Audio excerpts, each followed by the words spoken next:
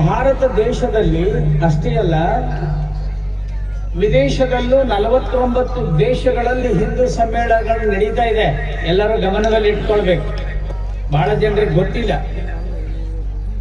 ರಾಷ್ಟ್ರೀಯ ಸ್ವಯಂ ಸೇವಕ ಸಂಘ ಆರಂಭ ಆಗಿರೋದು 1925ರಲ್ಲಿ, ಸ್ವತಂತ್ರ ಬಂದಿರೋದು 1947ರಲ್ಲಿ.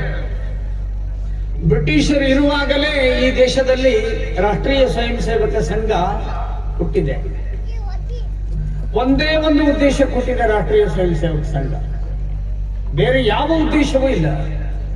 ಭಾರತದಲ್ಲಿರುವಂಥ ಎಲ್ಲ ಸಮಾಜ ಬಾಂಧವರು, ಹಿಂದೂಗಳು, ಅವರೆಲ್ಲರೂ ಒಂದು, ಅದರ ಮೂಲಕ ಭಾರತವನ್ನ ಜಗತ್ತಿಗೆ ಜಗದ್ಗುರು ಸ್ಥಾನಕ್ಕೆ ತಗೊಂಡು ಹೋಗಬೇಕು, ಭಾರತ ಸರ್ವಾಂಗೀಣ ಉನ್ನತಿ ಆಗಬೇಕು ಅನ್ನೋ ಉದ್ದೇಶಕ್ಕೋಸ್ಕರ ಸಂಘ ಹುಟ್ಟುಕೊಂಡಿದೆ. ಬೇರೆ ಯಾವ ಕಾರಣವೂ ಇಲ್ಲ.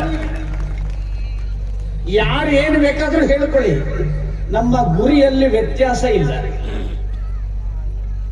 ಯಾವುದೇ ಸಮಾಜದವರಿಲ್ಲ ಅವರು ಈ ದೇಶದಲ್ಲಿರುವ ಮುಸಲ್ಮಾನರಾಗಿರ್ಲಿ, ಕ್ರೈಸ್ತರಾಗಿರ್ಲಿ, ಬೌದ್ಧರಾಗಿರ್ಲಿ, ಈ ದೇಶ ನಂದು ಅಂತ ಯಾರು ಬದುಕ್ತಾರೋ ಅವರೆಲ್ಲರನ್ನೂ ಕರ್ಕೊಂಡು ದೇಶವನ್ನ ಕಟ್ಟುವಂತ ಸಂಘ ರಾಷ್ಟ್ರೀಯ ಸ್ವಯಂ ಸೇವಕ ಸಂಘ. ದಲೈ ಲಾಮಾ ಬಂದಿದ್ದಾರೆ ಸಂಘಕ್ಕೆ, KT ಥಾಮಸ್ ಅವರು ಬಂದಿದ್ದಾರೆ, APJ ಅಬ್ದುಲ್ ಕಲಾಂ ಅವರು ಬಂದಿದ್ದಾರೆ. ವಿದೇಶದವರು ದೊಡ್ಡ ದೊಡ್ಡ ಸ್ಥಾನದಲ್ಲಿರೋರು ಬಂದಿದ್ದಾರೆ.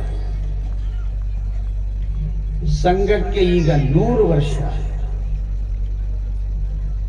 ಹೋದ ವಿಜಯದಶಮಿಗೆ 100 ವರ್ಷ ತುಂಬಿತು. ಸಂಘ ಮುದುಕಾಗಿಲ್ಲ, ಅರೆ ಹೆಚ್ಚಾಗಿದೆ ಸಂಘಕ್ಕೆ. ಮತ್ತು ಸಂಘ ಎರಡಾಗಿಲ್ಲ, ಆಗುವುದೂ ಇಲ್ಲ, ಒಂದೇ ಇರುತ್ತದೆ ರಾಷ್ಟ್ರೀಯ ಸ್ವಯಂ ಸೇವಕ ಸಂಘ. ಪಾರ್ಟಿ ಆದ್ರೆ ಎರಡಾಗ್ತದೆ. ಪಾರ್ಟಿ ಅಂತ ಶಬ್ದ ಬಂದಿರೋದೇ ಪಾರ್ಟ್ ಅನ್ನೋದ್ರಿಂದ. ಪಾರ್ಟ್ ಅಂದ್ರೆ ಒಂದು ಭಾಗ. ಯಾವಾಗ ಬೇಕಾದ್ರೂ 2-3 ಆಗ್ತಾವ. ಯುವಕ ಮಂಡಳನೇ 2-2, 3-3 ಆಗಿರ್ತಾವ. 20 ಮಂದಿ ಇದ್ರೆ 3 ಆಗಿರ್ತಾರೆ. ಸಂಘ 1925ರಿಂದ ಇಲ್ಲಿವರೆಗೂ ಒಂದೇ ಒಂದು ಸಂಘ ರಾಷ್ಟ್ರೀಯ ಸ್ವಯಂ ಸೇವಕ ಸಂಘ. ವಿವಿಧ ವಿಚಾರ ಉಳ್ಳವರಾಗಿರೋದ್ರಿಂದ ಸಂಘದಲ್ಲಿ ಪರಿವಾರ ಇದೆ. ಕಾರ್ಮಿಕರ ಸಂಘಟನೆ ಇದೆ, ವಿದ್ಯಾರ್ಥಿಗಳ ಸಂಘಟನೆ ಇದೆ, ಶಿಕ್ಷಕರ ಸಂಘಟನೆ ಇದೆ, ಮಾತೆಯರ ಸಂಘಟನೆ ಇದೆ, ಸ್ವಾಮೀಜಿಯವರ ಸಂಘಟನೆ ಇದೆ, ಕೃಷಿಕರ ಸಂಘಟನೆ ಇದೆ, ಶಿಲ್ಪಕಲೆಗಾರರ ಸಂಘಟನೆ ಇದೆ, ಅಂಗವಿಕಲರ ಸಂಘಟನೆ ಇದೆ, ಕಣ್ಣಿಲ್ದೇ ಇರೋರ ಸಂಘ ಇದೆ, ಜಲ ಸಂರಕ್ಷಣೆ ಮಾಡೋರ ಸಂಘ ಇದೆ, ಗಿಡ ಮರಗಳನ್ನು ಹಚ್ಚೋರ ಸಂಘ ಇದೆ. 100-100ಕ್ಕಿಂತ ಹೆಚ್ಚು ಸಂಘಟನೆ ರಾಷ್ಟ್ರೀಯ ಸ್ವಯಂ ಸೇವಕ ಸಂಘದ ಜೊತೆ ಕೆಲಸ ಮಾಡ್ತಾರೆ. ಆಪತ್ತು ಬಂದಾಗ ಹೋಗಿ ಕೆಲಸ ಮಾಡುವಂತ ಸಂಘಟನೆ ಇದೆ. ಇತ್ತೀಚೆಗೆ ಭೂಮಿ ಬಂಜರಾಗಿದೆಯಲ್ಲ, ಅದನ್ನು ಸರಿ ಮಾಡೋದಕ್ಕೊಂದು ಸಂಘ ಇದೆ. ಕುಟುಂಬ ಪ್ರಬೋಧನ ಸಂಘ ಇದೆ. ಇಡೀ ಸಮಾಜದಲ್ಲಿ, ದೇಶದಲ್ಲಿ ಬೇರೆ ಬೇರೆ ಕುಲ ಜಾತಿ ಸಂಬಂಧಪಟ್ಟಂತವರಿದ್ರೆ ಅವರನ್ನು ಉದ್ಧಾರ ಮಾಡುವ ಸಂಘ ಇದೆ. ಸಮಾಜಕ್ಕೆ ಗೊತ್ತಾಗ್ಲಿ ಅಂತ ನಾವು ಜಾತಿ ಅನ್ನೋ ಶಬ್ದ ಬಳಸ್ತೀವಿ ಹೊರತು ನಮಗೆ ಜಾತಿ ಅನ್ನೋದು ಇಲ್ಲವೇ ಇಲ್ಲ. ನಾವೆಲ್ಲರೂ ಹಿಂದೂಗಳೇ.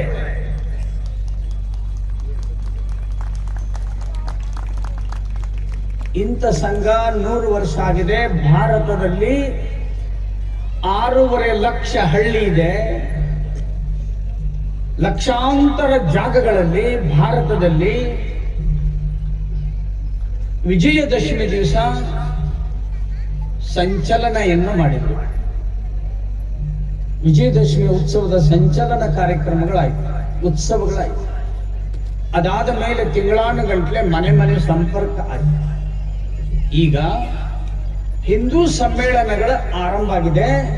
ಈಗಾಗಲೇ ಸಾವಿರಾರು ಸಂಖ್ಯೆಯಲ್ಲಿ ದೇಶದಲ್ಲಿ ಆಗೋಗಿದೆ. ಕೆಲವು ಕಡೆ ಹಳ್ಳಿಗಳಲ್ಲೂ ಆಗಿದೆ, ಕೆಲವು ಕಡೆ ಮಂಡಳಿಯಲ್ಲೂ ಆಗಿದೆ, ಕೆಲವು ಕಡೆ ಹೋಬಳಿಗಳಲ್ಲಾಗಿದೆ, ಕೆಲವು ಕಡೆ ನಗರದಲ್ಲಿ 10 ಕಡೆ ಆಗಿದೆ. ಬೆಂಗಳೂರಿನಂತಹ ನಗರದಲ್ಲಿ 100 ಸಮ್ಮೇಳನಗಳು ನಡೀತಾ ಇದೆ. ಅದಕ್ಕಾಗಿ ಸಿಂದಗಿಯ ನಗರದಲ್ಲಿ ನಡೆದಿರುವಂತಹ ಸಮ್ಮೇಳನ ಅಭೂತಪೂರ್ವ. ಸಿಂದಗಿಯಲ್ಲಿ ಮೊಟ್ಟಮೊದಲ ಬಾರಿಗೆ ನೆನಪಿಡುವಂಥ, ಸ್ಮರಣೆಯಲ್ಲಿಡುವಂಥದ್ದು ಏನು ಅಂದ್ರೆ 37 ಸಮಾಜದ ಪ್ರಮುಖರನ್ನ ಕರೆದುಕೊಂಡು ಎಲ್ಲ ಸಮಾಜದವರನ್ನ ಭೇಟಿಯಾಗಿ ಅವರನ್ನ ಒಂದೇ ವೇದಿಕೆ ತಂದಿರೋದು. ಇದು ಇತಿಹಾಸದಲ್ಲಿ ಮೊದಲ ಬಾರಿಗೆ ಈ ಕಾರ್ಯವನ್ನ ಮಾಡಿದ್ದಕ್ಕೆ ನಾನು ಅತ್ಯಂತ ಹೃದಯಪೂರ್ವಕ ಅಭಿವಂದನೆಗಳನ್ನು ಈ ಸಂದರ್ಭದಲ್ಲಿ ಸಲ್ಲಿಸ್ತೇನೆ. ಇದರ ಉದ್ದೇಶ ಏನು? ಯಾಕೆ ಕಾರ್ಯಕ್ರಮ ಮಾಡ್ತಾ ಇದ್ದಾರೆ? ಸಂಘದ ಉದ್ದೇಶವೇ ಹಿಂದೂ ಸಮ್ಮೇಳನದ ಉದ್ದೇಶ, ಬೇರೆ ಉದ್ದೇಶ ಇಲ್ಲ. ಯಾವ ಕಾಲಘಟ್ಟದಲ್ಲಿ ನಾವಿದೀವಿ ಅಂದ್ರೆ, ಈಗ ಇದೇ ರೀತಿ ಜಾತೀಯತೆಯನ್ನ ಮಾಡ್ತಾ ಹೋದ್ರೆ, ಅವರು ಬೇರೆ ಇವರು ಬೇರೆ ಅನ್ಕೊಂತ ಹೋದ್ರೆ ಮುಂದೊಂದು ದಿನ ದೇಶ ಭಿಕ್ಷಾ ಪಾತ್ರೆ ಆಗತ್ತೆ ಅನ್ನೋದು ಸಮಾಜಕ್ಕೆ ಗೊತ್ತಾಗಿದೆ. ಅದಕ್ಕೆ ನಾವೆಲ್ಲ ಒಂದಾಗ್ತಾ ಇದ್ದೇವೆ ಇವತ್ತು. ಯಾವ ದೇಶಗಳು ಉಗ್ರವಾದದ ಮೂಲಕ, ಜಾತೀಯತೆಯ ಮೂಲಕ ಬೇರೆ ಬೇರೆ ವಿತ್ತಂಡ ವಿಚಾರವನ್ನ ಮಾಡುವಂತ ದೇಶಗಳು ಇವತ್ತು ತಿನ್ನಕ್ಕೆ ಆಹಾರ ಇಲ್ಲೇ ಇರುವಂತ ಸ್ಥಿತಿ ಆಗಿದೆ. ಯಾರೋ ಕೆಲವರು ಹೇಳ್ತಾರೆ ನೀವು ಬೇರೆ ಅವ್ರು ಬೇರೆ, ಅವ್ರು ಬೇರೆ ಇವ್ರು ಬೇರೆ ಅಂತ ಹೇಳಿ. ಕೆಲವರೆಲ್ಲ ಅವರಿಗೆ ಇದರ ಆಂತರ್ಯ, ಇದರ ಐಡಿಯಾಲಜಿ ಗೊತ್ತಿಲ್ಲ ಇರೋದ್ರಿಂದ ಹಂಗೆ ಹೇಳ್ತಾರೆ. ನಾನು ಅದಕ್ಕೇನು ವಿರೋಧವನ್ನ ವ್ಯಕ್ತಪಡಿಸಕ್ ಹೋಗೋದಿಲ್ಲ. ನಾವು ಇಲ್ಲಿ ಬಂದವರು ತಿಳ್ಕೊಂಡ್ರೆ ಸಾಕು, ಇಡೀ ಸಿಂದಗಿಗೆ ಗೊತ್ತಾಗ್ಬಿಡ್ತದೆ. ಇಲ್ಲಿರೋರು ಮಾತ್ರ ತಿಳ್ಕೊಂಡ್ರು ಸಾಕು, ಎಲ್ಲರಿಗೂ ಗೊತ್ತಾಗ್ತದೆ ಹಿಂದೂ ಅಂದ್ರೆ ಏನು. ಹಿಮಾಲಯಂ ಸಮಾರಭ್ಯಂ ಯಾವದಿಂದು ಸರೋವರಂ ತಂ ದೇವ ನಿರ್ಮಿತಂ ದೇಶಂ ಹಿಂದೂಸ್ತಾನಂ ಪ್ರಚಕ್ಷತೆ ಅಂತ ಬಾರಸ್ಪತ್ಯ ಶಾಸ್ತ್ರದಲ್ಲಿ ಈ ಶ್ಲೋಕ ಇದೆ. ಹಿಮಾಲಯ ಪರ್ವತದಿಂದ ಹಿಂದೂ ಮಹಾಸಾಗರದವರೆಗಿರುವಂತ ಈ ಭೂ ಪ್ರದೇಶವನ್ನ ಹಿಂದೂಸ್ತಾನ್ ಅಂತ ಕರೀತಾರೆ. ಅಲ್ಲಿ ವಾಸಿಸುವವರೆಲ್ಲರೂ ಹಿಂದೂಗಳು ಅನ್ನೋದು ಶಾಸ್ತ್ರದಲ್ಲಿ ಬರೆದಿದ್ದಾರೆ. ಇದಿಷ್ಟೇ ದೇಶ ಅಲ್ಲ, Sri Lanka, Tibet, Nepal, Burma, Iran, Iraq, Syria, Bangladesh, Pakistan, ರಷ್ಯಾದ 16 ರಾಜ್ಯಗಳು ಸೇರಿದಂತೆ ಭಾರತ ಇತ್ತು ನಮ್ದು. ಈಗ ಉಳಿದಿರುವಂತ ಭೂಪ್ರದೇಶ ಕೇವಲ 55% ಮಾತ್ರ. ಇಷ್ಟು ಕಳ್ಕೊಂಡ್ಬಿಟ್ಟಿದ್ದೀವಿ. ಯಾವುದಕ್ಕೆ? ಜಾತೀಯತೆ ಕಾರಣದಿಂದ, ದೂರದೃಷ್ಟಿಯ ಕೊರತೆಯಿಂದ.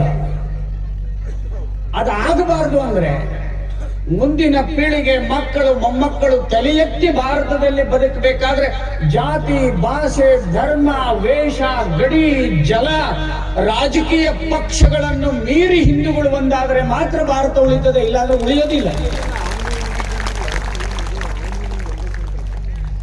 ಇದನ್ನ ಒಗ್ಗೂಡಿಸುವುದರಲ್ಲಿ ಬಹಳ ಪ್ರಮುಖ ಪಾತ್ರ ವಹಿಸಿರೋದೇ ಮಠಗಳು.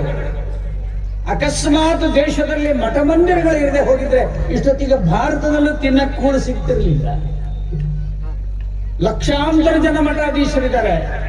ದುರ್ದೈವ ಕೆಲವು ಸ್ವಾಮೀಜಿಗಳು ಅವರು ಬೇರೆ ಇವರು ಬೇರೆ ಅಂತ ಹೇಳ್ತಾರೆ. ನೋವಿನ ಸಂಗತಿ ಇದು. ಅಣ್ಣ ಬಸವಣ್ಣ ಏನ್ ಹೇಳಿದಾನೆ? ಕಾಶಿ ಕಮ್ಮಾರನಾದ, ಬೀಸಿ ಮಡಿವಾಳನಾದ, ಹಾಸನಿತ್ಯ ಸಾಲಿಗನಾದ, ವೇದವನೋದಿ ಹಾರವನಾದ, ಕರ್ಣದಲ್ಲಿ ಜನಿಸಿದವರುಂಟೆ, ಲಿಂಗಸ್ಥಳವ ಅರಿತವನೇ ಕುಲಜನು ಅಂತ ಅಣ್ಣ ಬಸವಣ್ಣ ಹೇಳಿದ. ಬಸವಣ್ಣನ ಭಯಂಕರ ಹೊಗಳ್ತಾರೆ. ಇವನಾರವ ಇವನಾರವ ಇವನಾರವನೆಂದೆನಿಸದಿರಯ್ಯ, ಇವನಮ್ಮವ ಇವನಮ್ಮವ ಇವನಮ್ಮವನೆಂದೆನಿಸಯ್ಯ ಅಂತ ಹೇಳ್ಯಾರ ಬಸವಣ್ಣವ್ರು. ಇವ್ರು ತಮಗೆ ಹೆಂಗ ಅನುಕೂಲ ಬರ್ತದ ಹಂಗ ವಚನವನ್ನ ಹೇಳ್ತಾರೆ. ಯಾಕೆ ಹೇಳ್ತಾರ ಅಂತ ನಿಮಗೆ ಗೊತ್ತೈತಿ, ನಾನೇನ್ ಹೇಳಕ್ ಹೋಗುದಿಲ್ಲ. ಹಂಗ ಹೇಳ್ರಿ ಅಂತ ಹೇಳೋರು ಕೆಲವ್ರು ಮಂದಿ ಇದಾರ.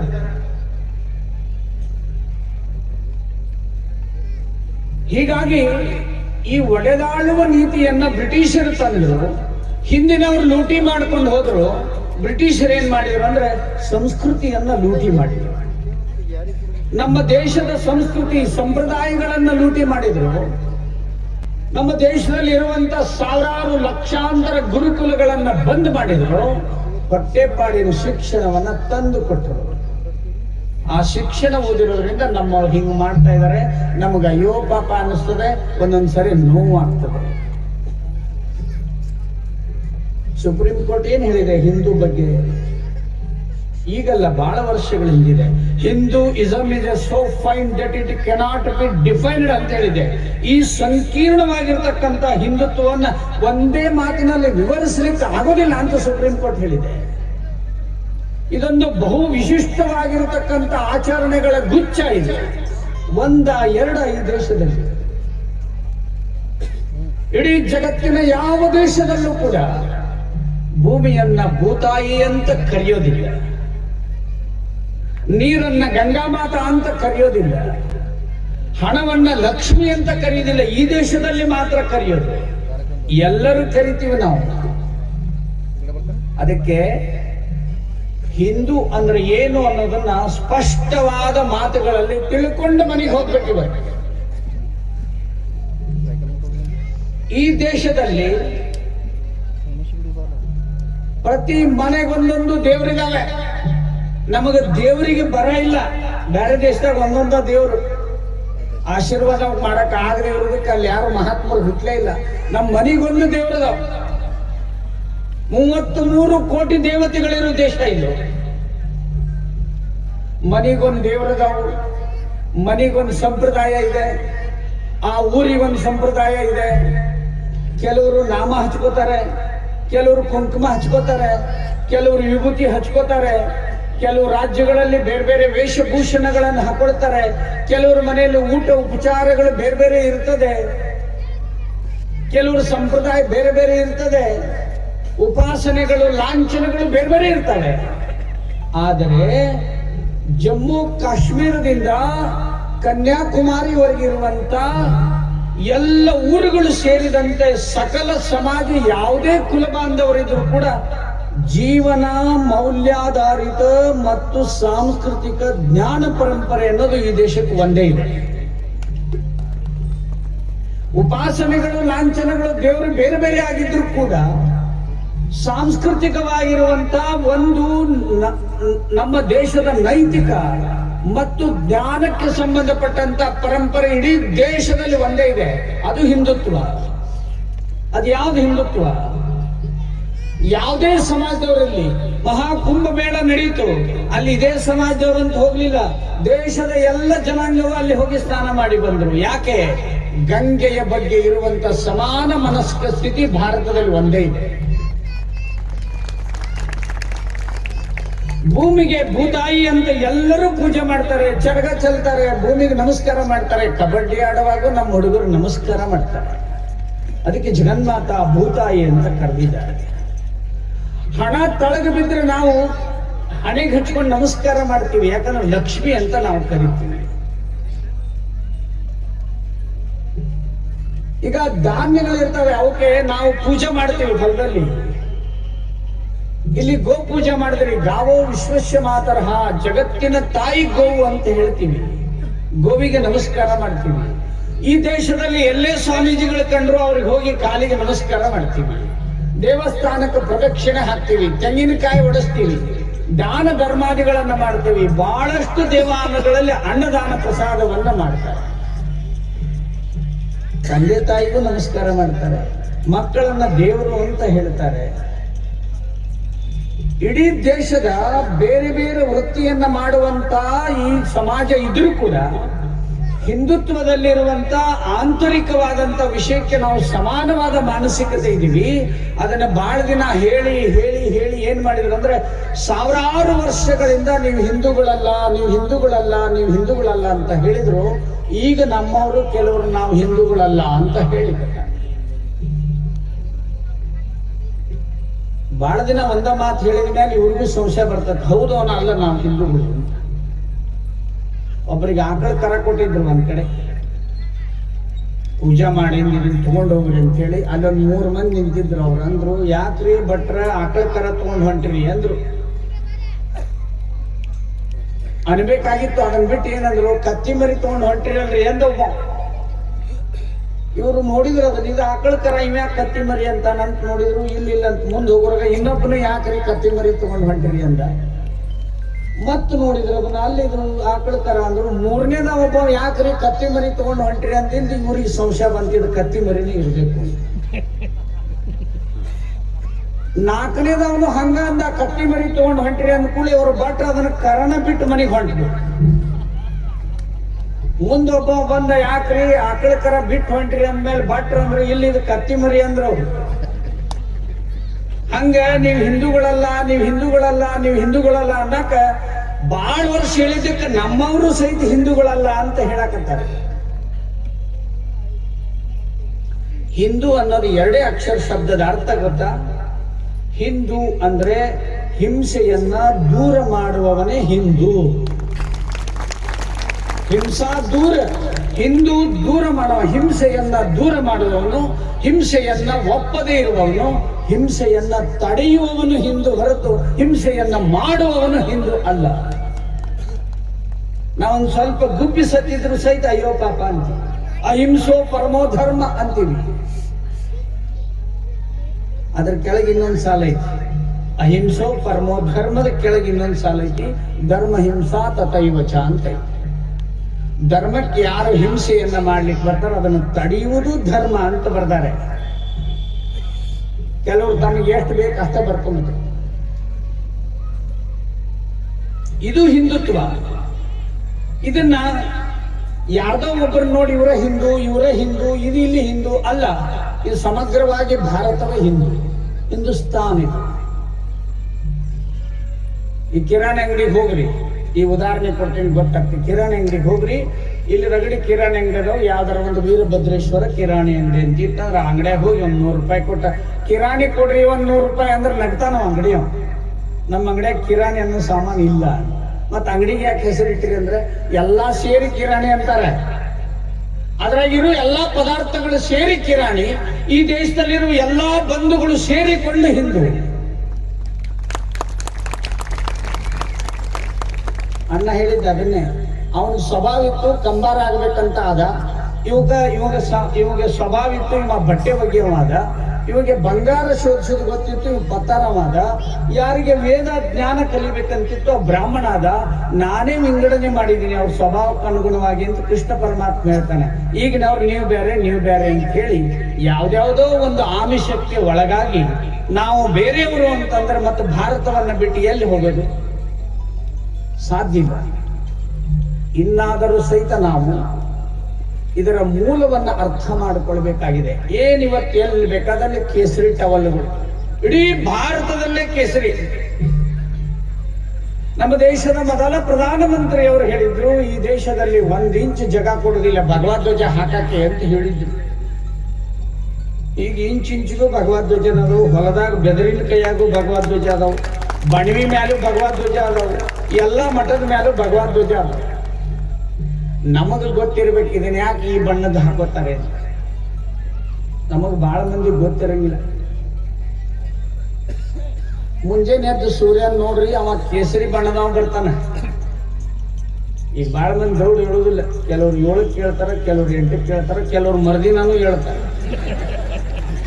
ಅವ ಸೋಮವಾರ ಮಾಡ್ಕೊಂಡು ಬುಧವಾರ ಎದ್ದಿರ್ತಾನ, ಅವ ಮಂಗಳವಾರ ಅಂತ ತಿಳ್ಕೊಂಡಿರ್ತಾನ. ಮೊಬೈಲ್ ಬಂದ್ಮೇಲೆ ಹಂಗಾಗಿದೆ. ಸೂರ್ಯನನ್ನು ನೋಡ್ರಿ, ಕೇಸರಿ ಬಣ್ಣ ಇರ್ತದೆ, ಅವನ ಹೊಳಪೆಲ್ಲ ಹಳದಿ ಬಣ್ಣ ಇರ್ತದೆ, ಬಂಗಾರದ ಬಣ್ಣ ಇರ್ತದೆ. ಒಲೆಯಾಗಿನ ಕೆಂಡ ಕೇಸರಿ ಬಣ್ಣ ಇರ್ತದೆ, ಅದರ ಉರಿ ಹಳದಿ ಬಣ್ಣ ಇರ್ತದೆ. ಜಗತ್ತು ಬೆಳಗಬೇಕಾದರೆ, ಜಗತ್ತಿನಲ್ಲಿ ಬೆಳೆಗಳು ಬರಬೇಕಾದರೆ, ಮಳೆ ಬರಬೇಕಾದರೆ, ನಾಗರಿಕತೆ ಅರಳಬೇಕಾದರೆ, ಕಾರ್ಯಗಳು ನಡಿಬೇಕಾದ್ರೆ ಸೂರ್ಯ ಭಗವಾನ್ ಬರಬೇಕು. ಸೂರ್ಯನ ಬಣ್ಣ ಕೇಸರಿ ಇದೆ. ಸೂರ್ಯ ಮೂಪಾಗಿಲ್ಲ, ಸೂರ್ಯಗೆ ವಯಸ್ಸಾಗಿಲ್ಲ, ನಮ್ಗತ್ತೆ ತಡ ಆಗಿ ಬರುವುದಿಲ್ಲ, ನಮ್ಗತ್ತೆ ದೌಡನು ಹೋಗಂಗಿಲ್ಲ. ಅವ್ ಎಷ್ಟು ದೂರ ನಮ್ಗೆ ಗೊತ್ತಿಲ್ಲ. ಅವ್ನು ಪದ್ಮಶ್ರೀ ಕೊಡಕ್ ಬರಂಗಿಲ್ಲ. ಅವನ ಶಬ್ದ ಯಾವ್ದು ಗೊತ್ತಾ? ಅವ ತಿರುಗುವಾಗ ಹೊರಡುವಂತ ಶಬ್ದ ಓಂ ಅಂತ ಅವನ ಶಬ್ದ. ದ ಸನ್ ಆಫ್ ಸೌಂಡ್ ಅಂತ ಹೊಡಿರಿ. ಸೂರ್ಯ ಹೊರಡಿಸುವಂತ ಓಮನ್ನ ನಾಸಾ ಉಪಗ್ರಹ ತಗೊಂಡು ಬಂದು ಭೂಮಿಗೆ ಕೊಟ್ಟಿದೆ. ಅವನು ಓಂಕಾರವನ್ನು ಹೇಳ್ತಾನೆ. ಆ ಸೂರ್ಯ ಬರದೆ ಹೋದ್ರೆ ಮೇವು ಬರೋದಿಲ್ಲ, ಮೇವು ತಿನ್ನಲಿಲ್ಲ ಅಂದ್ರೆ ಹಾಲು ಬರೋದಿಲ್ಲ, ಜನಾಂಗವೂ ಬೆಳೆಯೋದಿಲ್ಲ, ಇಡೀ ದೇಶವೇ ಸರ್ವನಾಶ, ಬ್ರಹ್ಮಾಂಡವೇ ಸರ್ವನಾಶ ಆಗಿ ಹೋಗುತ್ತೆ. ಸೂರ್ಯನ ಹಾಗೆ ಹಿಂದೂಗಳು ಇರಬೇಕು.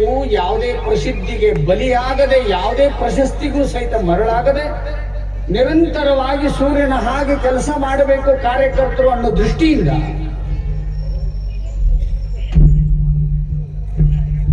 ದೃಷ್ಟಿಯಿಂದ ಕೇಸರಿ ಬಣ್ಣದ ಬಟ್ಟೆಯನ್ನ, ಕೇಸರಿ ಬಣ್ಣದ ಟವಲ್ಗಳನ್ನ ಹಾಕೊಂಡು ಧ್ವಜವನ್ನ ಏರಿಸ್ತೀವಿ. ಛತ್ರಪತಿ ಶಿವಾಜಿ ಮಹಾರಾಜರಿಗೆ ಭಗವದ್ಧ್ವಜವನ್ನ ಏರಿಸಬೇಕು ಅಂತ ಹೇಳಿರೋದು ಸಮರ್ಥ ರಾಮದಾಸರು. ಯಾವ್ಯಾವ ಪರ್ವತಗಳನ್ನ ಗೆದ್ದರೋ ಆ ಕೋಟೆಗಳ ಮೇಲೆ ಭಗವದ್ಧ್ವಜವನ್ನ ಹಾಕಿದ್ರು. ಅವರು ಜಗತ್ತು ಬೆಳಗಲಿಕ್ಕೆ ಸೂರ್ಯ ಭಗವಾನ್ ಬರ್ತಾನೆ. ನಮಗ ಅಜ್ಞಾನ ಇರ್ತದೆ, ಜಾತೀಯತೆ ಅಜ್ಞಾನ, ಭಾಷಾ ಅಜ್ಞಾನ. ಈ ಅಜ್ಞಾನವನ್ನ ಹೋಗಲಾಡಿಸ್ಲಿಕ್ಕೆ ನಮ್ಮ ಸ್ವಾಮೀಜಿಯವರು ಬಹಳ ಜನ ಕಾವಿ ಬಟ್ಟೆ, ಕೇಸರಿ ಬಟ್ಟೆ ಹಾಕೊಂಡಿರ್ತಾರೆ. ಅದಕ್ಕೋಸ್ಕರ ನಾವು ಅವ್ರ ಕಾಲಿಗೆ ನಮಸ್ಕಾರ ಮಾಡ್ತೀವಿ. ಇದರ ದ್ಯೋತಕ ಈ ಕೇಸರಿ ಬಣ್ಣ ಹೊರತು ಯಾರನ್ನ ನೋವು ಮಾಡ್ಲಿಕ್ಕೆ ನಾವು ಹಾಕೊಳ್ಳಂಗಿಲ್ಲ. ಮೈ ಒಳಗಿರೋ ಬಣ್ಣ, ರಕ್ತದ ಬಣ್ಣನು ಕೇಸರಿ ಇದೆ. ಕಾಡಿನಲ್ಲಿರುವ ಒಂದು ಸಿಂಹಕ್ಕೆ ಕೇಸರಿ ಅಂತ ಕರೀತಾರೆ. ಯಾಕಂತ ಗೊತ್ತಾ? ಕೊನೆಗೆ ಸಿಂಹ ಮರಣ ಹೊಂದುವಾಗಲೂ ಸಹಿತ ಇನ್ನೊಬ್ಬರು ತಂದಿಟ್ಟ ಮಾಂಸವನ್ನ ತಿನ್ನೋದಿಲ್ಲ, ಅದು ಬೇಟೆಯಾಡಿ ತಿನ್ನುತ್ತೆ. ಸ್ವಯಮೇವ ಮೃಗೇಂದ್ರತ ಅಂತ ಹೇಳ್ತಾರೆ.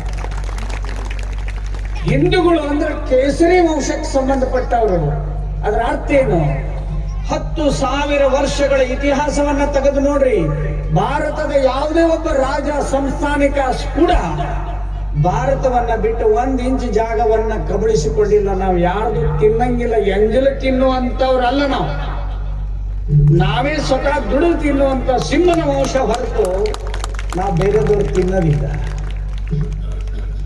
ಯಾವುದೋ ಒಂದು ಸ್ವಭಾವಕ್ಕನುಗುಣವಾಗಿ ನಾವೊಂದು ವೃತ್ತಿ ಮಾಡ್ಕೊಂಡು ಬರ್ತೀವಿ. ಕೃಷಿಕರಿದ್ದಾರೆ, ನೇಕಾರರಿದ್ದಾರೆ, ಬಣ್ಣ ಹಚ್ಚೋರಿದ್ದಾರೆ, ಶಿಲ್ಪಿಗಳಿದ್ದಾರೆ, ಬಡಿಗರಿದ್ದಾರೆ, ಬಂಗಾರದ ಕೆಲಸ ಮಾಡ್ತಾರೆ, ಬಂಗಿ ಕೆಲಸ ಮಾಡ್ತಿರ್ತಾರೆ. ಅವರವರ ಸ್ವಭಾವಕ್ಕನುಗುಣ ಭಗವಂತ ಕೊಟ್ಬಿಟ್ಟಿರ್ತಾನೆ. ಆ ಸ್ವಭಾವ ಹೋಯ್ತು ಅಂದ್ರೆ ದೇಶವು ಸರ್ವನಾಶ ಆಗೋಗುತ್ತೆ.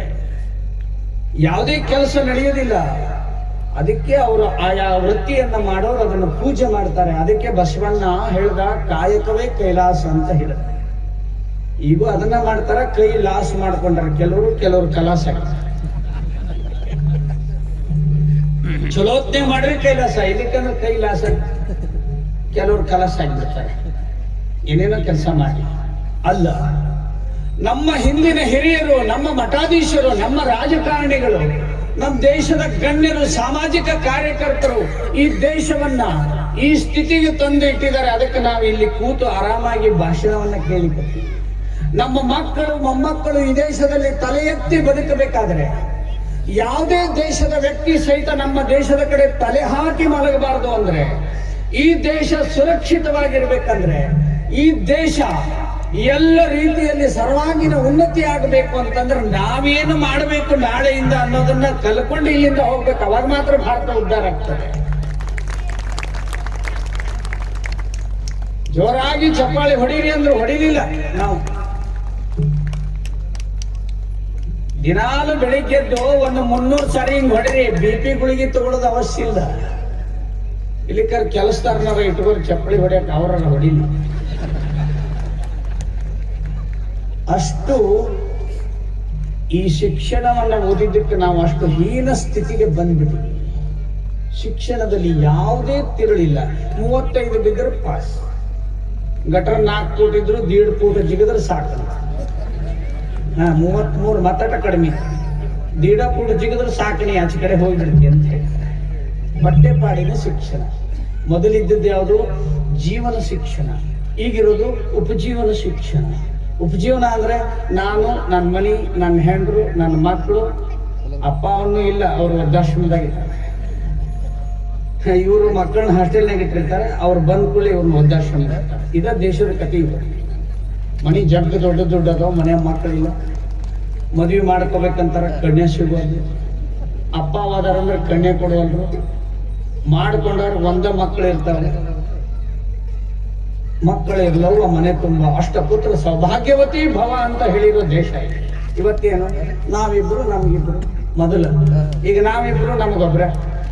ಇನ್ನೊಂದು ಸ್ವಲ್ಪ ದಿವಸ ಹೋದ್ರೆ ನಾವಿಬ್ರು ನಮ್ಗೆ ಯಾಕೆ ಇನ್ನೊಬ್ರು ಅಂತ ಹಂಗಾಗೈತಿ. ಈಗ ನಾವು ನಮ್ಗೆ ದೇಶವೇ ಬಂಜರಾಗಿ ಹೋಗುತ್ತದೆ. ಈ ದೇಶದಲ್ಲಿ ಜನಸಂಖ್ಯಾ ನಿಯಂತ್ರಣಕ್ಕೆ ಸಂಬಂಧಪಟ್ಟಂತ ಒಂದೇ ಕಾನೂನು ಬರುವವರೆಗೂ ಹಿಂದೂಗಳು ಜನಸಂಖ್ಯೆ ನಿಯಂತ್ರಣ ಮಾಡಬಾರ್ದು. ಇಲ್ಲಾಂದ್ರೆ ನಮ್ಮ ಬಹಳ ದೊಡ್ಡ ದುರಂತ ಇದೆ. ಇಂಥ ಒಂದು ಸ್ಥಿತಿಯನ್ನ ನೆನಪಿಸಿಕೊಂಡು ಯಾವ ಉದ್ದೇಶಕ್ಕಾಗಿ ಹಿಂದೂ ಸಮ್ಮೇಳನವನ್ನ ಮಾಡಿದೀವಿ ಅಂತ ಹೇಳಿ ಅರ್ಥ ಮಾಡಿಕೊಂಡು ನಾವು ಕೆಲಸ ಮಾಡಬೇಕಾಗಿದೆ. ಯಾರೋ ಮಾಡ್ತಾರೆ ಅಂದ್ರೆ ಇಲ್ಲ.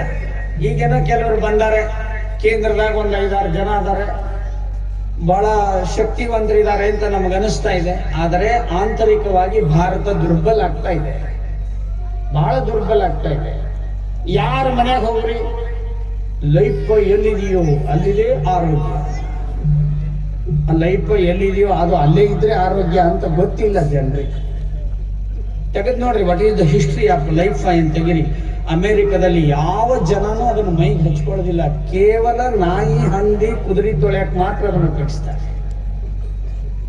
ನಾವು ನೋಡುವ ದುರ್ದರ್ಶನದಲ್ಲಿ ಅದನ್ನು ತೋರಿಸ್ತಾರೆ.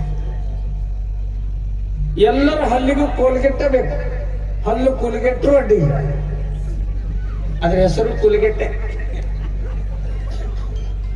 ಈ ಸಮ್ಮೇಳನ ಮಾಡಿದ್ದು ಸಾರ್ಥಕ ಆಗ್ಬೇಕಾ? ಈ ದೇಶ ಆದಷ್ಟು ಬೇಗ ಜಗತ್ತಿನಲ್ಲಿ ಸಮರ್ಥ ದೇಶ ಆಗ್ಬೇಕಾ?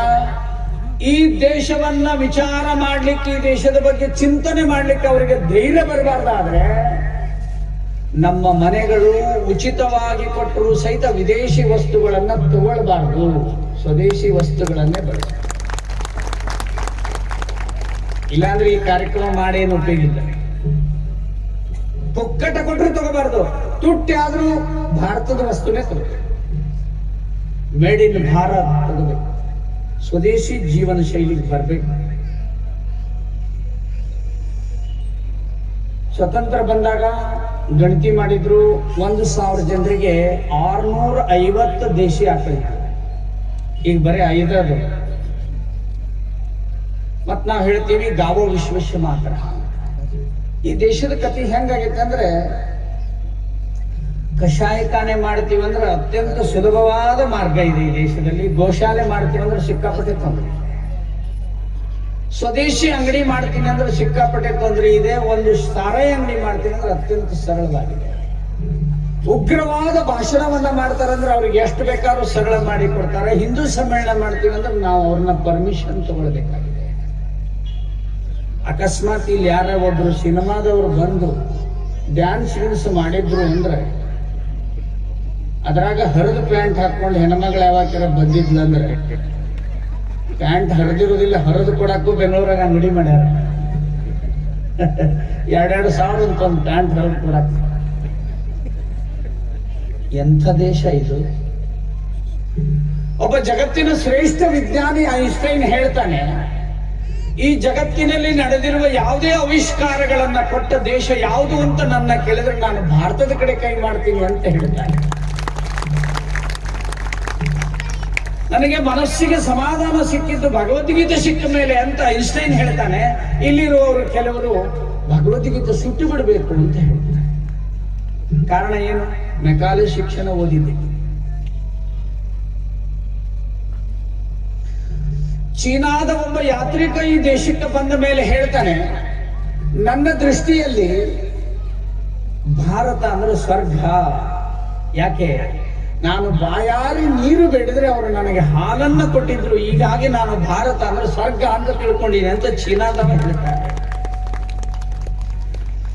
ಒಬ್ಬ ವಿದೇಶದ ಒಬ್ಬ ವ್ಯಕ್ತಿ ಬಂದಿದ್ದ, ಅವನ ಹೆಸರು ಅಬ್ದುಲ್ಲಾ ಅಂತ, ಚರಿತ್ರಕಾರ. ಈ ದೇಶವನ್ನೆಲ್ಲ ಸುತ್ತಾಡಿ ಹೋಗುವಾಗ ಒಂದು ಹೇಳಿಕೆ ಕೊಡ್ತಾನೆ, ಸ್ವರ್ಗ ಇದೆ ಅಂತ ಹೇಳ್ತಾರೆ, ಅದು ಸುಳ್ಳು. ಅಕಸ್ಮಾತ್ ಸ್ವರ್ಗ ಇದ್ದರೂ ಕೂಡ ಅದು ಭಾರತಕ್ಕೆ ಸರಿದೂಗಲಾರದು ಅಂತ ಹೇಳಿ ಹೋಗಿದ್ದಾನೆ. ಎಂತ ಸುಂದರ ದೇಶ ಇದು! ಎಂತ ಹಿಮಾಲಯ ಪರ್ವತ, ಹಿಂದೂ ಮಹಾಸಾಗರ, ಲಕ್ಷ ಲಕ್ಷ ಲಕ್ಷ ದೇವಾಲಯಗಳು, ಎಂತೆಂತ ಸಾಧಕರು ನಮ್ಮ ದೇಶದಲ್ಲಿ, ಎಂತೆಂತ ಮಹಾತ್ಮರುಗಳು, ಋಷಿ ಮುನಿಗಳು, ದಾರ್ಶನಿಕರು, ಶರಣರು, ಸಂತರು, ಯೋಗಿಗಳು, ಜ್ಞಾನಿಗಳು, ಮಹಾತ್ಮರು ಹುಟ್ಟಿರ್ತಕ್ಕಂಥ ದೇಶದಲ್ಲಿ ಒಬ್ಬ ಹೇಳ್ತಾನೆ, ಕಟ್ಟ ಕಡೆಗೆ ಮಾನವನ ಕಲ್ಯಾಣಕ್ಕೋಸ್ಕರ ಆತ್ಮ ಸಾಕ್ಷಾತ್ಕಾರಕ್ಕೆ ಇರುವಂತ ಏಕೈಕ ದಾರಿ ಭಾರತ ದೇಶ ಅಂತ ಹೇಳಿದ್ದಾರೆ. ನಮ್ಮವ್ರು ಕನಸು ಕಾಣ್ತಾರೆ ಅಮೆರಿಕಕ್ಕೆ ಹೋಗ್ಬೇಕು ಅಂತ. ಅಲ್ಲಿರೋರೆಲ್ಲ ಚರ್ಚ್ಗೆ ಹೋಗೋದು ಬಿಟ್ಟು ಅವ್ರು ಹರೇ ಕೃಷ್ಣ ಹರೇ ರಾಮ ಅನ್ನಕತ್ತಾರೆ. ನಮ್ಮವ್ರು ತುಡುಗಿಲೆ ಚರ್ಚಿಗೆ ಹೋಗ್ತಾರೆ. ಅವ್ರಿಗೆ ಗೊತ್ತಿಲ್ದಂಗೆ ಶಿವನ ಪೂಜೆ ಮಾಡ್ತಾರೆ, ಇವ್ರಿಗೆ ಗೊತ್ತಿಲ್ದಂಗೆ ಚರ್ಚ್ಗೆ ಹೋಗ್ತಾರೆ.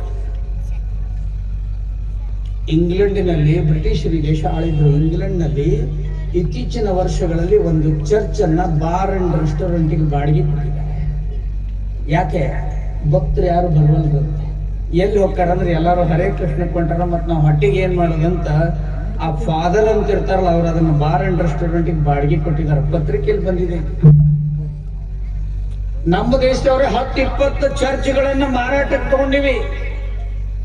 ಸವಾಲ್ನಲ್ಲಿ ತಗೊಂಡು ನಾವು ಯೇಸುನ್ ತೆಗೆದು ಹೋಗಲಿಲ್ಲ, ಅಲ್ಲಿ ನಮ್ಮ ದೇವ್ರನ್ನ ಇಟ್ಕೊಂಡು ಅಲ್ಲಿ ಪೂಜೆ ಮಾಡಕತ್ತೀವಿ. ನಮ್ಗೆ ಯಾವ ದೇವ್ರು ಏನ್ ಬಾಳಲ್ಲ, 33 ಕೋಟಿ ದೇವರದ ಅದ್ರಾಗ ಒಬ್ಬ ಯೇಸುನ್ ಇಟ್ಬಿಟ್ರೆ ಏನಾಗ್ತದೆ? ಓಂ ನಮೋ ಯೇಸು ದೇವಾಯ ನಮಃ ಅಂದ್ಬಿಟ್ಟಿವಿ ಅಂದ್ರೆ ಅಲ್ಲಿಗೆ ಬರಕ್ ಶುರು ಮಾಡ್ತಾವ.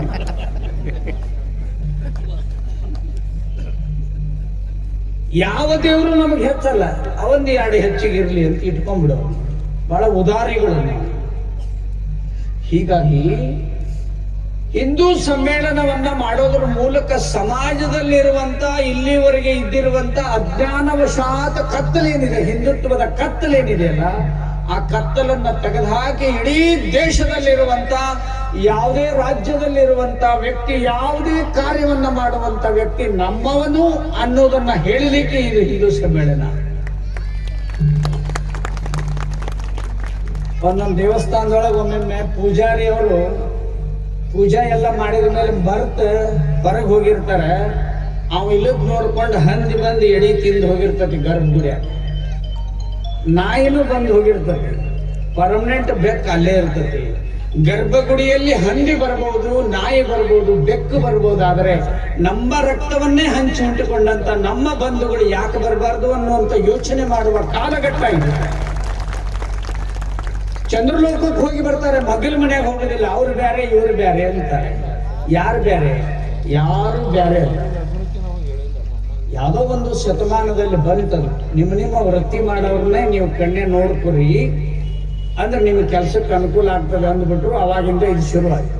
ವಶಿಷ್ಠ ಮುನಿ ಬ್ರಾಹ್ಮಣ, ಅವನ ಹೆಂಡತಿ ಅರುಂಧತಿ ಮಾದಿಗ ಸಮಾಜದವಳು, ನಮಗೆ ಗೊತ್ತಿರಲಿ.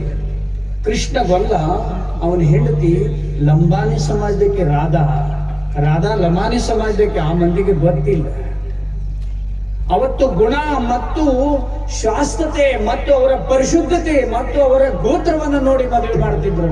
ಈಗ ರೊಕ್ಕ ರೂಪಾಯಿ, ಅವರ ಫ್ಯಾಷನ್ನು, ಅವ್ರದ್ದು ಫೋಟೋ, ಅವ್ರ ಮೊಬೈಲ್ ನೋಡಿ ಲಗ್ನ ಮಾಡ್ಲಿಕ್ಕೆ ಆ ಲಗ್ನ ಮಾಡ್ತಾರೆ. ಮದುವೆ ದಿನನ ಡೈವರ್ಸ್ ಆಗಕತ್ತಾರೆ.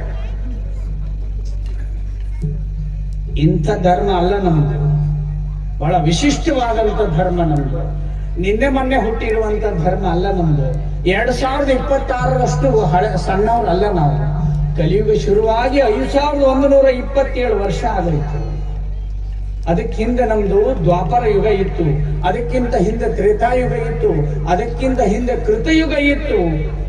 ತ್ರೇತಾಯುಗದಲ್ಲಿ ಹನುಮಂತ ನಿರ್ಮಾಣ ಮಾಡಿರುವಂತ ಸೇತುವೆಯ ಆಯುಷ್ಯವನ್ನ ಅಮೆರಿಕ ಸಂಸ್ಥೆ ಹೇಳಿದೆ. ಅದನ್ನು ಕಟ್ಟಿ 17,20,000 ವರ್ಷ ಆಗಿದೆ ಅಂತ ಹೇಳಿದೆ ಅಮೆರಿಕದವರು ಹೇಳಿದ್ದಾರೆ. ನಾವು ಕ್ಯಾಲೆಂಡರ್ ಇಸ್ವಿ ತಗೊಂಡು 2026 ಅಂತೀವಿ. ಕ್ರಿಸ್ತ ಶಕ ಅದು. ನಮ್ದು ಕ್ರಿಸ್ತ ಪೂರ್ವದಲ್ಲೇ ಲಕ್ಷಾಂತರ ವರ್ಷಗಳ ಕಾಲ ಇದ್ದಂತ ಹಿಂದೂ ಧರ್ಮದ ಅವಯವಗಳನ್ನು ನಾವೆಲ್ಲರೂ ಸೇರಿಕೊಂಡು ಮಾಡಬೇಕಾಗಿದೆ. ಮುಂದಿನ ದಿನಗಳಲ್ಲಿ ಭಾರತ ಸುಭಿಕ್ಷವಾಗಿರ್ಬೇಕಾದ್ರೆ ಸ್ವದೇಶಿ ಮಂತ್ರವನ್ನ ಹೇಳಬೇಕು, ಸ್ವದೇಶಿ ಬಳಸಬೇಕು. ಸಾವಯವ ಕೃಷಿಯನ್ನ ಮಾಡಬೇಕು, ಗೋ ಆಧಾರಿತ ಸಾವಯವ ಕೃಷಿಯನ್ನ ಮಾಡಬೇಕು, ದೇಶಿ ಗೋ ಆಧಾರಿತ ಸಾವಯವ ಕೃಷಿ ಮಾಡಬೇಕು. ಇಲ್ಲ ಭೂಮಿ ಬಂಜರಾಗ್ತದೆ. ಕುಟುಂಬದಲ್ಲಿ 1-2 ಅಷ್ಟೇ ಇರಬಾರ್ದು. ಮನೆ ತುಂಬ ಮಕ್ಕಳಿರ್ಬೇಕು. ಅಪ್ಪ ಅಮ್ಮನನ್ನು ಎಂದೂ ಸಹಿತ ವೃದ್ಧಾಶ್ರಮಕ್ಕೆ ಕಳಿಸಬಾರ್ದು. ಈ ಬರುವಂತ ಮಳೆಗಾಲದಲ್ಲಿ ಇಲ್ಲಿ ಬಂದಿರೋರು ಎಲ್ಲರೂ ಸಹಿತ ಕನಿಷ್ಠ 5 ಮರಗಳನ್ನಾದರೂ ನೆಟ್ಟು ಬೆಳೆಸ್ರಿ ಅಂತ ನಾನು ನಿಮ್ಮಲ್ಲಿ ವಿನಂತಿ ಮಾಡಿಕೊಳ್ತೀನಿ. ನಮ್ಮ ಪರಿಸರ ಚೆನ್ನಾಗಿರ್ಬೇಕು, ಆಮ್ಲಜನಕದ ಕೊರತೆ ನಮಗಾಗಬಾರ್ದು. ಆದ್ರೆ ಪ್ರತಿ ವರ್ಷ ಮಳೆಗಾಲದಲ್ಲಿ ನಾವು 5 ಗಿಡಗಳನ್ನ ಹಚ್ಚಿ ಬೆಳೆಸ್ಬೇಕು. ಈಗ ಹಚ್ಚೋರು ಬಹಳ ಮಂದಿ ಅದಾರ, ಬೆಳೆಸೋರು ಬಹಳ ಮಂದಿ ಇದ್ದಾರೆ. ಯಾರೋ ಬರ್ತಾರ, ಒಂದು ಗಿಡ ಹಚ್ತಾರ, ಅಧಿಕಾರಿಗಳು ಮಂತ್ರಿಗಳು 100 ಮಂದಿ ಸೆಲ್ಫಿ ತಕೊಂಡು ಹೋಗಿ ಒಂದೇ ಗಿಡ ಹಚ್ಚಿರ್ತಾರ. ಮಧ್ಯಾಹ್ನಕ್ಕೆ ಬಂದು ಒಂದು ಆಡು ಅದನ್ನು ತಿಂದು ಬಿಟ್ಟಿರ್ತಾರೆ. ಸಂಜೆ ಮುಂದೆ ಅದ ಆಡನ್ನ ಇವ್ರು ತಿಂದು ಬಿಡ್ತಾರೆ. ಮುಗಿದು ಹೋಗ್ತದೆ. ಗಿಡವನ್ನ ಹಚ್ಚಿ ಅದಕ್ಕೆ ಸುರಕ್ಷತೆಯನ್ನ ಮಾಡಿ ಮುಳ್ಳನ್ನ ಹಚ್ಚಿ ಮಕ್ಕಳ ಹಾಗೆ ಮಗಳ ಹಾಗೆ ಗಿಡಗಳನ್ನ ಬೆಳೆಸ್ಬೇಕು. ಆಮ್ಲಜನಕದ ಕೊರತೆ ಆಗೋದಿಲ್ಲ. ಜಲವನ್ನ ನಾಶ ಮಾಡಬಾರ್ದು, ಅನ್ನವನ್ನ ಚೆಲ್ಲಬಾರ್ದು. ಅನ್ನಪೂರ್ಣೇಶ್ವರಿ, ಅನ್ನ ಬ್ರಹ್ಮ ಅಂತ ಹೇಳ್ತೀವಿ. ಮದುವೆಗಳಲ್ಲಿ ಅನ್ನವನ್ನು ಚೆಲ್ತೀವಿ. ಭಾರತದಲ್ಲಿ ಒಂದು ದಿನ ಚೆಲ್ಲೋ ಊಟದಲ್ಲಿ ಒಂದು ದೇಶವನ್ನು ನಡೆಸಬಹುದು, ಅಷ್ಟು ಅನ್ನವನ್ನು ಚೆಲ್ತಾ ಇದ್ದೀವಿ ನಾವು. ದೇಶದಲ್ಲಿ ನೂರಾರು ಮಕ್ಕಳುಗಳು ಆಹಾರ ಇಲ್ಲದೆ ಸಾಯ್ತಾ ಇದ್ದಾರೆ. ನಾವು ಹಿಂದೂಗಳು ಅಂತ ಹೇಳ್ತೀವಿ, ಅನ್ನಪೂರ್ಣೇಶ್ವರಿ ಅಂತ ಹೇಳ್ತೀವಿ, ಅನ್ನವನ್ನ ಚೆಲ್ತಾ ಇದ್ದೀವಿ. ಅದನ್ನು ಮಾಡಬಾರ್ದು. ದಯವಿಟ್ಟು ಒಂದು ಅಗಳನ್ನೂ ಚೆಲ್ಲಬಾರ್ದು, ಹೊಟ್ಟೆ ತುಂಬ ಊಟ ಮಾಡಬೇಕು. ಈ ಎಲ್ಲ ವಿಷಯಗಳನ್ನ ಗಮನದಲ್ಲಿಟ್ಕೊಳ್ಬೇಕು. ಮಕ್ಕಳಿಗೆ ಸತ್ಸಂಪ್ರದಾಯಗಳನ್ನ ಹೇಳಿಕೊಡ್ಬೇಕು. ಒಂದು ದೊಡ್ಡ ಫೋನ್ ತಗೊಳ್ಳೋದು, ಒಂದು ಬಿಗಿಯಾದ ಪ್ಯಾಂಟ್ ಹಾಕೊಳ್ಳೋದು, ಹೆಣ್ಣು ಹುಡುಗಿ ಒಳ್ಳೆ ಕಳೆಯಕ್ಕೆ ಬರಂಗಿಲ್ಲ ಅಷ್ಟು ಬಿಗಿಯಾದ ಹಾಕೊಳ್ಳೋದು, ಇನ್ನೊಂದು ಸ್ವಲ್ಪ ಜಾಸ್ತಿ ಓದಿದ್ರೆ ಹೊರದದ್ದು ಹಾಕೊಳ್ಳೋದು, ಕಾಲುಂಗುರ ಹಾಕೊಳ್ಳಂಗಿಲ್ಲ. ಹೆಬ್ಬೆರಳಿನ ಪಕ್ಕದಲ್ಲಿರೋ ಬೆರಳಿನಲ್ಲಿ ಕಾಲುಂಗುರವನ್ನ ಬೆಳ್ಳಿದ್ ಹಾಕೊಂಡ್ರೆ ಆ ಬೆರಳಿಗೂ ಗರ್ಭಕೋಶಕ್ಕೂ ಹೃದಯಕ್ಕೂ ಸಂಬಂಧ ಇರುವಂತ ರಕ್ತನಾಳ ಇದೆ, ಅಲ್ಲಿ ಬೆಳ್ಳಿ ಇದ್ರೇನೆ ಅದು ಶುದ್ಧವಾಗಿರ್ತದೆ. ಡೇಟ್ ಮಂತ್ಲಿ ಚೆನ್ನಾಗಾಗ್ತದೆ, ಅವಳ ತಿಂಗಳ ಋತುಮತಿ ಚೆನ್ನಾಗಾಗ್ತದೆ. ಇಲ್ಲಕ್ಕಂದ್ರೆ ಆಗೋದಿಲ್ಲ, ಅದಕ್ಕೆ ಮಕ್ಕಳಾಗ್ತಾ ಇಲ್ಲ. ಬಳೆ ಹಾಕೊಂಡ್ರೆ ಬಳೆ ಬಿಸಿ ಆದ್ರೆ ವಾತ ಪಿತ್ತ ಕಫ ಸಕ್ಷಮದಲ್ಲಿ ಇರ್ತದೆ. ಕುಂಕುಮವನ್ನು ಹಚ್ಕೊಂಡ್ರೆ ಆಜ್ಞಾಚಕ್ರದಲ್ಲಿ ತದೇಕ ಚಿತ್ತತೆ ಬರ್ತದೆ, ಆಜ್ಞಾಶಕ್ತಿ ಪ್ರಜ್ಞಾಶಕ್ತಿ ಜಾಸ್ತಿ ಆಗ್ತದೆ. ಈಗ ಚರ್ಮದ್ದು ಟಿಕ್ಕಳಿ ಬಂದಾವ, ಇನ್ನು ಯಾವ್ಯಾವ ಬಂದವೆ. ಅವನ್ನ ಹಚ್ಕೊಂಡು ನಾವು ಬಹಳ ಬಲ್ಲವರು ಅಂತ ತಿಳ್ಕೊಂಡಿದ್ದಾರೆ. ಅಮ್ಮನ್ನ ಹೆಣ ಅಂತ ಕರೀತಾರೆ. ಡಿಕ್ಷನರಿ ತೆಗೆದು ನೋಡ್ರಿ, ಮಮ್ಮಿ ಅಂದ್ರೆ ಹೆಣ ಅಂತ ಅರ್ಥ ಇದೆ. ಮೊದಲೇ ಡ್ಯಾಡಿ ಅಂತಿದ್ರು, ಈಗ ಡ್ಯಾಡ್ ಅಂತಾರೆ. ಡ್ಯಾಡ್ ಅಂದ್ರೆ ಸತ್ತು ಹೋಗಿರೋನ್ಗಂತಾರೆ. ಅನ್ನಕ್ಕೆ ರೈಸ್ ಅಂತಾರೆ, ಅಕ್ಕಿಗೆ ರೈಸ್ ಅಂತಾರೆ, ಅನ್ನಕ್ಕೆ ರೈಸ್ ಅಂತಾರ. ಇಡೀ ಜಗತ್ತಿಗೆ ಮಾರ್ಗದರ್ಶನ ಮಾಡಿರುವಂತ ದೇಶ ಇವತ್ತು. ನಾವು ಬೇರೆಯವ್ರದನ್ನ ಪಾಶ್ಚಿಮಾತ್ಯರ ಸಂಸ್ಕೃತಿ ಅಂತ ಏನು ಅವ್ರು ಕರ್ಕೊಂಡಿದ್ದಾರೆ ಅದನ್ನ ನಾವು ಕುರುಡುತನದಿಂದ ಅಂಧಾನುಕರಣೆಯನ್ನ ಮಾಡ್ತಾ ಇದ್ದೀವಿ. ನಮ್ಮ ದೇಶ ಪತನ ಸ್ಥಿತಿಗೆ ಬರ್ತಾ ಇದೆ. ಅದೆಲ್ಲ ಆಗಬಾರದು ಅಂದ್ರೆ ನಾವಿಷ್ಟು ಪಾಲನೆಯನ್ನ ಮಾಡಬೇಕಾಗಿದೆ. ಸಾಮಾಜಿಕ ಪ್ರಜ್ಞಾವಂತರಾಗಬೇಕಾಗಿದೆ. ಜಾತೀಯತೆಯನ್ನ ಮಾಡಬಾರ್ದಾಗಿದೆ. ಪರಿಸರವನ್ನ ಚೆನ್ನಾಗಿ ಇಟ್ಕೋಬೇಕಾಗಿದೆ. ಪ್ಲಾಸ್ಟಿಕ್ ಬಳಕೆಯನ್ನ ಬಿಡದೆ ಹೋದ್ರೆ ಈ ದೇಶ ಸರ್ವನಾಶ ಆಗುತ್ತೆ ಮುಂದೊಂದು ದಿನ. ಅದರಲ್ಲಿ ಮೈಕ್ರೋ ಪ್ಲಾಸ್ಟಿಕ್ ಅಂತ ಇಡೀ ದೇಹದಲ್ಲಿ ಹೋಗ್ತಾ ಇದೆ, ಗಾಳಿಯಲ್ಲಿ ಹೋಗ್ತಾ ಇದೆ, ನೀರಿನಲ್ಲಿ ಹೋಗ್ತಾ ಇದೆ, ಸಿಂಟೆಕ್ಸ್ ಟ್ಯಾಂಕ್ ನಿಂದ ಹೋಗ್ತಾ ಇದೆ. ಮೈಕ್ರೋ ಪ್ಲಾಸ್ಟಿಕ್ ಹೋಗ್ತಾ ಇದೆ. ಅದಕ್ಕೆ ಚಿಕ್ಕ ಚಿಕ್ಕ ಮಕ್ಕಳಿಗೆ 2 ತಿಂಗಳು ಕೂಸಿ ಕ್ಯಾನ್ಸರ್ ಆಗ್ತಾ ಇದೆ. ಬಂಧುಗಳೇ, ಅತ್ಯಂತ ವೈಶಿಷ್ಟ್ಯಪೂರ್ಣ ದೇಶ ಇದು. ಜಗತ್ತಿನ ಯಾವುದೇ ದೇಶದಲ್ಲಿ ಇರದೇ ಇರುವಂತ ವೈಶಿಷ್ಟ್ಯ. ಇಷ್ಟು ಲೂಟಿ ಮಾಡಿಕೊಂಡು ಹೋದ್ರು ಸಹಿತ ಇವತ್ತು ಜಗತ್ತು ಕೊಳ್ಳುವಷ್ಟು ಶ್ರೀಮಂತ ದೇಶ ನಾವು. ನಮ್ಮ ಅಕ್ಕರ ಕಾಲುಂಗಿರದಲ್ಲ, ಅವ್ನು ಬರೀ ಅಷ್ಟು ತೆಗೆದು ಮಾರಿದ್ರೆ ಆಸ್ಟ್ರೇಲಿಯಾ ತಗೋಬೋದು, ಅಷ್ಟು ಸಾವುಕಾರ ದೀವ್ನ. ಅವ್ರ ದೇಶದ ಕಾಲುಂಗಿರನೂ ಇಲ್ಲ. ಈ 6.5 ಲಕ್ಷ ಹಳ್ಳಿಲಿರೋ ಗೊಬ್ಬರ ಮಾರಿದ್ರೆ ನಾವು ಕೆನಡಾ ತಗೋಬೋದು, ಅಷ್ಟು ಗೊಬ್ಬರ ಐತೆ ನಮ್ಮ ದೇಶದಲ್ಲಿ. ಇನ್ನು ಬಂಗಾರ ಲಕ್ಕುಂಡ್ಯಾಗ ಎಷ್ಟು ಹಾಟಾಕತ್ತಾರ ನೋಡ್ರಿ ದಿವಸ. ಅನಂತ ಪದ್ಮನಾಭ ದೇವಾಲಯ, ತಿರುಪತಿ, 1, 2 ಈ ದೇಶದಲ್ಲಿ ವನಸ್ಪತಿಗಳು 21 ಲಕ್ಷ ವನಸ್ಪತಿಗಳಿರುವಂತ ದೇಶ ಇದು ಭಾರತ. ಇದನ್ನ ಚೆನ್ನಾಗಿ ಅರ್ಥ ಮಾಡ್ಕೋಬೇಕು. ಸ್ವಾಭಿಮಾನದಿಂದ ಬದುಕಬೇಕು. ಯಾವುದೋ ಒಬ್ಬ ಮೂರ್ಖ ತನ್ನ ಹೃದಯದಲ್ಲಿರುವ ಕೊಳೆಯಿಂದ ಜಾತೀಯತೆ ಮಾಡಿದ್ರು ನಾವು ಮಾಡಬಾರ್ದು, ಅವರು ಮಾಡಿದ್ರು ನಾವು ಮಾಡಬಾರ್ದು. ಎಲ್ಲ ಒಂದ್ ಕಡೆ ಆಗಿರ್ತದೆ, ಎಲ್ಲರಿಗೆ ಆಗಿರ್ತದೆ. ಇವ ಮಂದಿ, ಇವ ಈ ಮಂದಿ, ಇವ ಯಾಕೆ ಬಂದಾನಿಲ್ಲ, ಅವ ಯಾಕೆ ಬಂದ. ಅಜ್ಞಾನದು ಹೃದಯದಲ್ಲಿರುವಂತ ಕೊಳೆಯಿಂದಾಗಿ ಅವ ಹಂಗೆ ಮಾಡ್ತಾನೆ.